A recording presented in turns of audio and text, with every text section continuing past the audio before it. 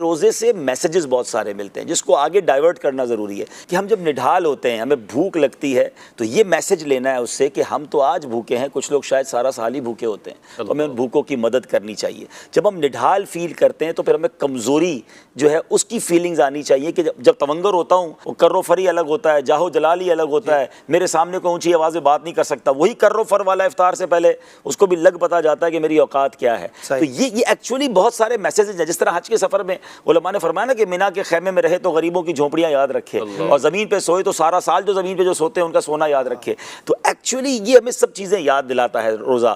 تو اللہ کرے کہ ہم رمضان کی ان تمام ساعتوں سے وہ سب چیزیں لیں جو بعد میں رمضان کے بعد بھی ریفلیکٹ کریں ہماری پرسنالٹی میں۔ آج افطار کے وقت جب آپ کی نکاحت والی کیفیت ہو تو سوچیں کہ جو لوگ بیچارے کمزور ہیں وہ کمزوری میں کچھ نہیں کر سکتے، ہمیں ان کمزوروں کو دبانا نہیں چاہیے، ان کا ہاتھ پکڑنا چاہیے، ان کا سہارا بننا چاہیے۔ گلاس ہاتھ میں ہوتا ہے اور اذان ہو جائے یا سحری کا وقت ختم ہو جائے، کنفرم ہو جائے تو لوگ گلاس رکھ دیتے ہیں۔ کتنا خوبصورت لگتا ہے کہ اللہ کی کیا بندگی کا منظر ہے کہ ہاتھ میں گلاس ہے مگر اب وقت پورا ہو گیا۔ بندہ یہ اس کو اگر عشق والی بات کرے نا، کبھی کبھی کہتے ہیں کچھ باتیں الفاظ میں بیان نہیں ہو سکتی ہیں، لیکن اگر فیلنگ کے ساتھ بندہ محسوس کرے نا تو اس میں جو بندگی کا مزہ ہے نا کہ جب تک وقت تھا، جب تک رب کی رضا تھی میں کھا رہا ہوں، اور اب میرے سامنے کھانا پڑا اور میں نے ہاتھ یہ غلامی کا ایک انداز، کیسا غلامی کا انداز ہے۔ یہ مالک نے جب تک کہا تھا کھایا، جب روک دیا۔ ہاں، اس کو محسوس کرے تو اس کا مزہ ہی اور ہے۔ وہ حج پہ جو کہتے ہیں نا کہ جب عرفات پہنچنا ہے تو اس وقت پہنچنا ہے، ہماری نہیں چلنی، جب نکلنا ہے تو پھر نکلنا ہے۔ تو بندگی کا ایک ایسا عنصر ہے جس کا لطف لے بندہ رمضان میں، جس کا مزہ لے بندہ رمضان میں۔ تو ایک عشق والی بات اور کر دیتا ہوں کہ بہت ساری عبادتیں